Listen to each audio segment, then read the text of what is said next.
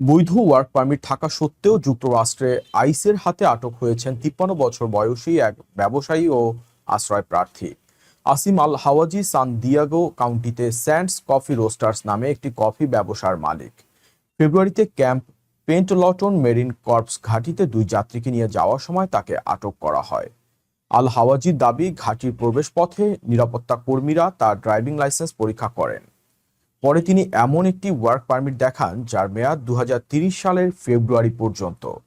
এরপর দুই আইস কর্মকর্তা তার কাছে আশ্রয় আবেদনের শুনানির তারিখ জানতে চান এবং তাকে আটক করার কথা জানান।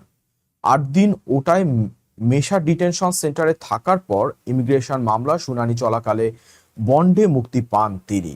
তবে মুক্তির পরও স্বাভাবিক জীবনে ফিরতে পারেননি। বর্তমানে তার পায়ে জিপিএস অ্যাঙ্কল মনিটর রয়েছে এবং প্রায় প্রতি সপ্তাহেই অভিবাসন কর্মকর্তাদের কাছে রিপোর্ট করতে হচ্ছে।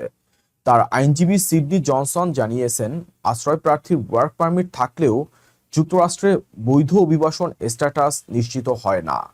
তবে তার দাবি, দীর্ঘদিন আগের একটি গ্রেপ্তার তার আশ্রয় চাওয়ার অধিকার কেড়ে নেয় না। হোমল্যান্ড সিকিউরিটি বলছে, যুক্তরাষ্ট্রে থাকার অধিকার নিয়ে সন্দেহ থাকলে কর্মকর্তারা ওয়ারেন্ট ছাড়াই প্রশ্ন করতে পারেন। আল হাওয়াজির পরবর্তী শুনানি অক্টোবর মাসে।